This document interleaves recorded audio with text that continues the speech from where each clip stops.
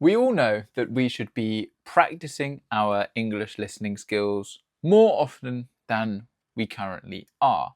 But is it better to practice lots on one day or practice a little bit, but over multiple days? Well, the answer is the second. It is better to practice a little but often. Little but often. So that is what we are doing here. 5 minutes every day of British English listening practice. Today we are using a random question generator. So I've got my laptop in front of me and I'm going to select the first question. Okay, what impact do you want to make on this world? Ooh, very inspirational, quite a deep question, isn't it?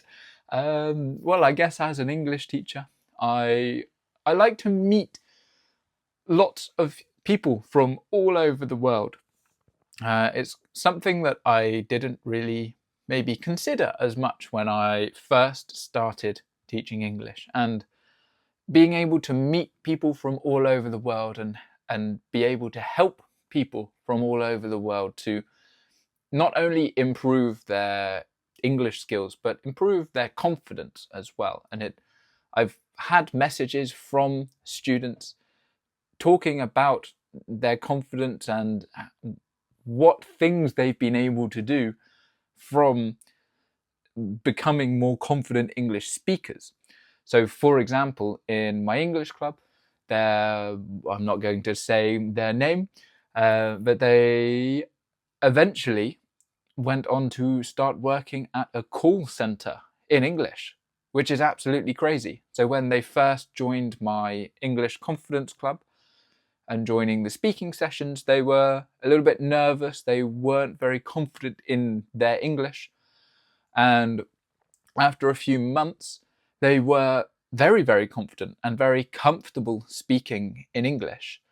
And even though their English wasn't perfect, and it's still not perfect, but it is very confident.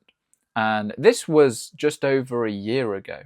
And I spoke to them again recently, and they said they started working in a call center. So maybe I'm not making an impact on the world, but it's incredible to think that I'm making an impact on people's lives, which is a nice thing to think about, a nice thing to remember. What is a short/long-term goal of yours?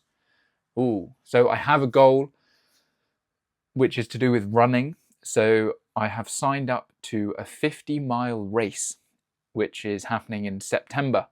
I've been injured recently, so I'm a bit nervous about whether or not I'm going to be ready for it, but my goal is just to finish that race. Would you risk your life to help a stranger? To be honest, no. So if it is just a random stranger, well, I guess it depends on the extent of the risk. But I used to be a lifeguard, a beach lifeguard, and in the training, they would always say that when you are attempting to help someone or save someone, your priority is yourself. You don't want to put yourself in danger in order to try and help someone else.